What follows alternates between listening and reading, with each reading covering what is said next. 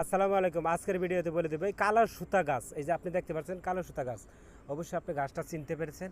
যদি না চিনে থাকেন তাহলে কারো সাহায্য নেবেন। এই কালো সুতা গাছটা দিয়ে কি হয়? এই কালো সুতা গাছটা দিয়ে আপনার তলপেটে নাভিতে ব্যথা করে, চিতে শুইলে ব্যথা করে এবং এটাকে প্রথমত গ্রাম্য ভাষায় বলে আতি, আবার কেউ কেউ বলে সুত সুত।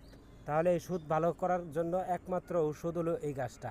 এই গাছটার নাম হলো কালো সুতা গাছ। আপনারা ভালোভাবে দেখে নিন, গাছটা একটু ভালোভাবে দেখে নিন যে গাছের মধ্যে একটা ফুল আছে। গ্রাম অঞ্চলে বিলে ঝিলে অনেক জায়গায় পাওয়া যায়। এই গাছটা আপনি কি করবেন? প্রথমত গাছটা একদম শনিবার অথবা মঙ্গলবারে আপনি এই গাছটা উঠাবেন, একদম শিখর সহ উঠাবেন। উঠায় সারা ধুলাই করে এই গাছটা যে আমি উঠাইতেছি, ধুলাই করে 7 নাল সুতা দিয়ে আপনি হাতের কবজিতে বেঁধে দিবেন এবং হাতের কবজিতে বেঁধে দিলে দেখা গেছে আপনি 3 থেকে 4 দিনের মধ্যেই আপনার সুত ভালো হয়ে যাবে ইনশাল্লাহ।